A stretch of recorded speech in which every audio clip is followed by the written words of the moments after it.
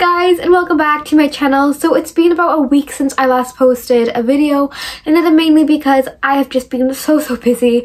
I've been working, I've been meeting up with friends, and I've also been ill for colds and stuff, so I just haven't had the energy or time to make a video. But today I decided that I was going to do one, and I'm going to start like a mini series kind of thing on my channel called Recovery Truths, where I basically just talk about different topics of recovery like I have previously, but I go into depths within them. And I'm also hoping to do maybe like a collaboration with some people as well to share their experiences of the kind of like same things that I'm going through. And that might be like another person in the video with me, such as like on a Skype call, or that could be like messages or whatever from like another person, and just getting to know like different experiences, because obviously if you're watching my channel, this is my personal experience, what I've been through, but I also want to make sure that everyone knows that everyone is different, and like recovery affects people differently, and recovery does things differently because not everyone is the same and not everybody is the same. So people go through some things and some people don't go through things, some people go through more things, and I just want to let people know that you are not alone, and that like at least one person though is kind of going through the same thing as you out there.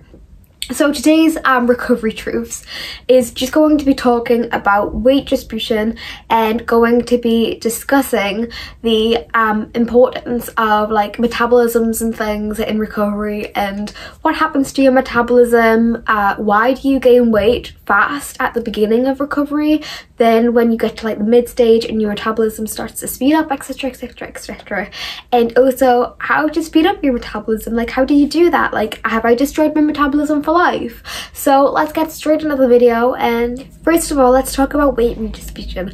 What do I mean by when I say that? So basically, when you are in recovery, I call my body currently my recovery body, because this won't be the body that I'm going to have for the rest of my life. Obviously, like in time, your body obviously changes and stuff like that through like natural things.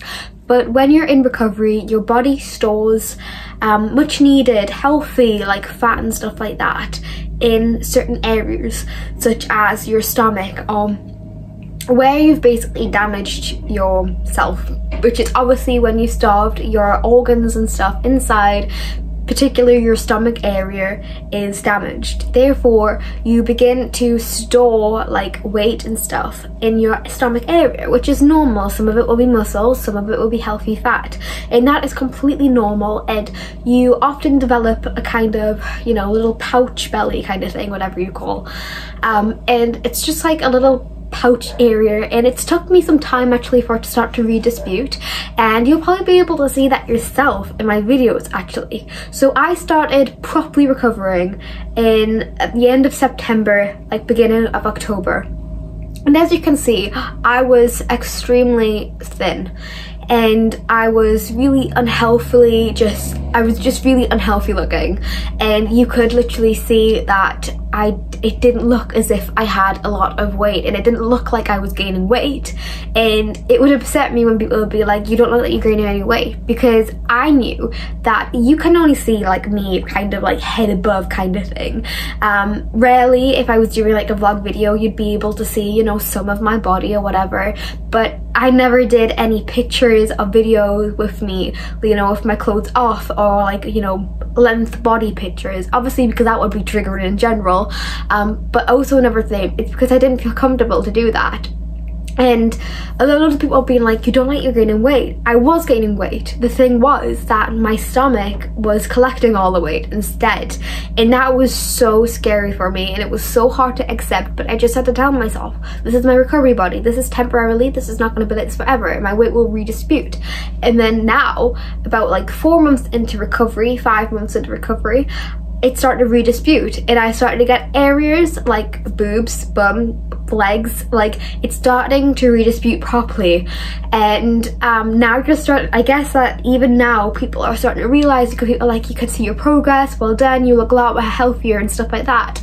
And that's because my weight has redistributed, and that it is starting to go to other areas rather than just my stomach, because my body is now not in a state of that starvation mode, and it's not in a state of like, oh my god, I need to protect it as much as possible. And you know, weight redistributing can take different times for different people. So it can take like years, it can take months, it can take however long. But the thing is that it will happen, and that you just have to be patient. Like with everything in recovery, I'm sorry if you can hear that noise outside too. Like with everything in recovery, you just have to be patient. And I was kind of lucky that it happened quite fast. And I know that 5 months, that might sound like a long time to someone, but it kind of happened quite fast. And same with like, I think the reason personally though that my body happened quite fast was because I'm recovering from a relapse rather than like, you know, the beginning of my eating disorder kind of thing. So I feel as if that's another reason why my weight redistributed. But I didn't give it a chance to redistribute properly last time, you know, before my relapse. So I didn't really get to, you know, see what my weight would look like redistributed because it was still collecting near the stomach area. But then now, obviously, it's kind of like moved away. Like, obviously, I still have a pouch because that is healthy and, like, you know, that's completely normal. I didn't expect to have, like, you know, a super flat stomach. But, like, it's normal. Like, a lot of people have a pouch and a lot of people have that little, like, you know, belly kind of thing because you need it to protect your organs.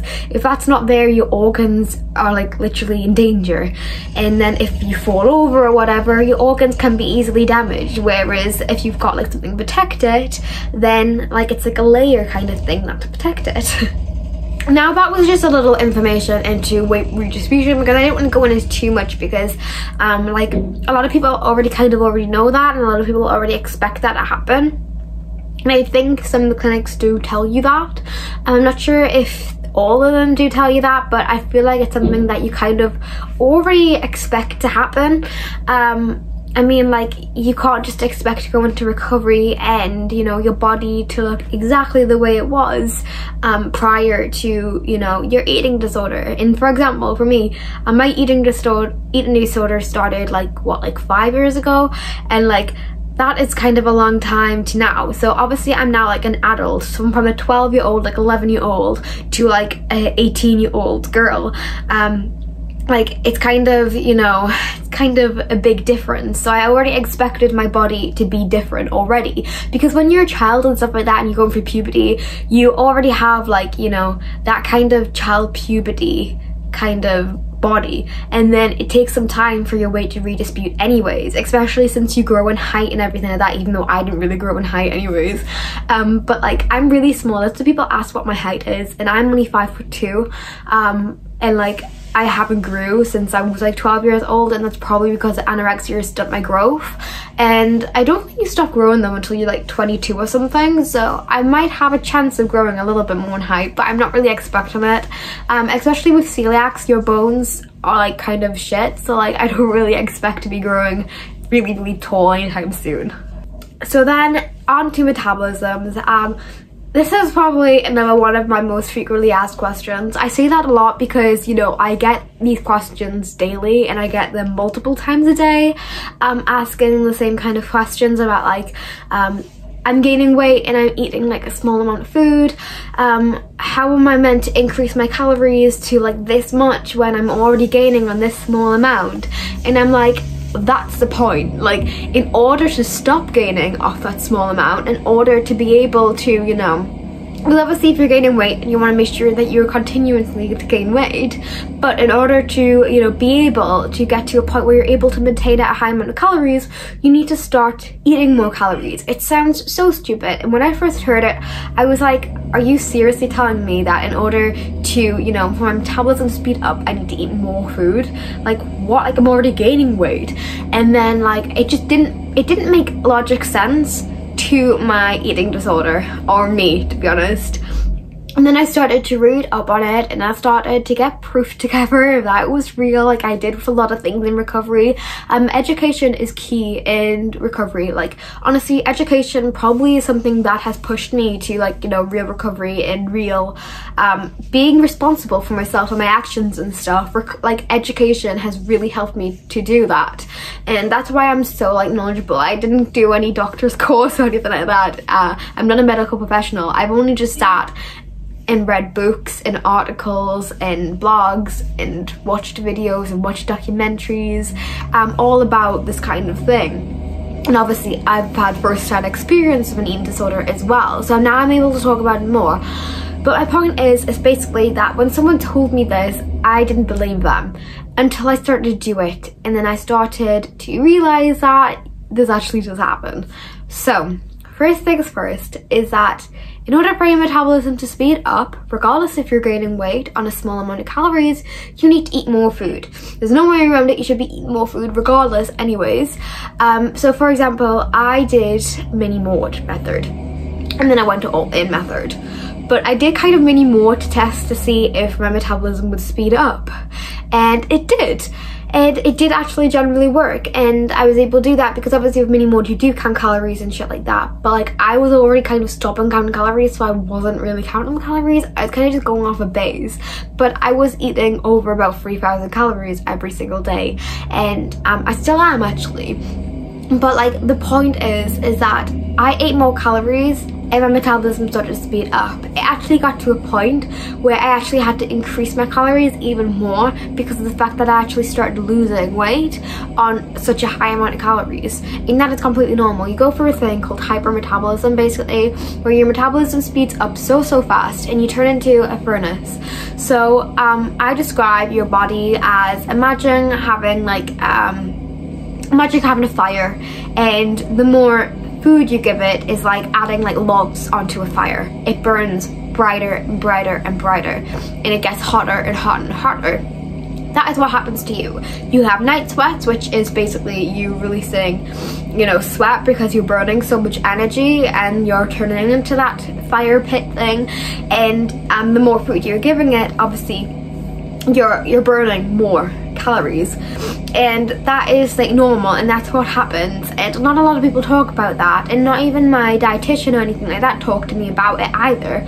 And then I basically had to do this all on my own, and kind of had to manage this on my own and make sure that I was eating enough to make sure that I wasn't losing weight, because even though I was eating such a high amount of calories, I ended up losing weight at the fact that I was eating, even though I was eating this large amount, which meant I have to keep increasing my intake. And even if it was just an extra 200 calories a day on top of what I was eating, that still kind of helped me. And like I had to do this continuous thing to make sure that I wasn't losing weight again. And then I started to maintain my weight, which still wasn't good enough, and I had to increase it again. Anyways, let me just cut to the chase. Basically, increase your calories, and then you might gain off that at first. Well, you will gain off that at first. I'm not going to bullshit you. You will gain off that at first, and then your body will will begin to, you know, get used to that amount of calories, and it will begin to maintain, and then 9 times out of 10 your body metabolism will speed up so much that you will end up actually start losing, which means you'll have to increase again. You have to be on top of this. Loads of people think that when they start like maintaining their weight, it means that they've reached a set point even though they're like underweight and stuff like that, and that is not the case. It just means that your body is adjusted to the calories and you need to increase again. And like honestly, like this happens a lot. Like you will know when you're at your set point because you will feel better. You will be able to maintain your weight even at a high amount of calories. Your weight won't fluctuate though. That's the main thing. Your weight won't really like fluctuate like crazy amounts. It will only really fluctuate if you're a woman near your period or whatnot, which is kind of normal. But like what I'm trying to say is just eat more food. And honestly, deal with that kind of fear of the weight gain. Don't let that hold you back though, because that's only temporarily. For loads of things, same with the weight redistribution, like that's only temporarily, you know, like you won't feel this way about your body forever. And the more you eat, I'm telling you, it's so much easier to accept your body. Like my thoughts of my body are always so cloudy when I haven't ate enough. Like you need to make sure that you're eating enough, and you will be able to see your body in different light, and that is literally you'll be able to accept it way more than when you're in a malnourished state. So your body kind of slows down when you sleep as well, which is completely normal. But all you have to do is basically, my recommended tip is definitely eat breakfast. It's the most important meal of the day. Like obviously you should be eating breakfast anyways. What I'm trying to say is never ever, under no circumstance, skip breakfast, because it literally speeds up your metabolism. Your metabolism kickstarts when it starts to be able to burn calories. Therefore, you need to make sure that you are eating food for that to happen. So you must eat like big breakfast, start off the day right, and then your metabolism will begin to kickstart and be able to work properly. So that's just like my big tip, is to always have a big breakfast. And the reason why your metabolism shuts down is because your body is unable to like burn any more food. Obviously because it won't have enough to burn energy, and also because it's trying to store that because of the fact that it needs that to run your body basically, and if it doesn't have enough of that, then it starts to feed up your organs, your organ tissue, your muscle, and then it starts to eat away at your heart, and then you kind of have a cardiac arrest. And then like there's like just lots of different things that go into why your metabolism is so important. And if you feel like though that your metabolism is going really crazy, then go to the doctors and you can get like blood tests and things, because sometimes you develop hypothyroidism or hypothyroidism, which is hypothyroidism, can't speak, is underactive, and hyper is overactive thyroid, which is something where, like, you know, I've experienced at both ends. So it's just important that if you do feel like it's going a bit too far, then go to the doctors, and they'll be able to help you. Obviously if you're having a hypermetabolism, I feel like when I went to the doctors and stuff like that, they were really reluctant to give me any pills. No, underactive thyroid, they were really reluctant to give me any pills or anything, because of obviously the underactive thyroid is obviously just there because of, like, you know, the restriction kind of thing. So you need to make sure that you get out of that state of starvation, and then your body will be able to trust you, and it can kickstart your metabolism and it will start working again. The only reason why you're gaining weight on such a low amount is because your body is holding on to the water, the food weight, it's holding on to every little bit that it can feed off. So that's the end of this video. Thank you guys so much for watching, and goodbye.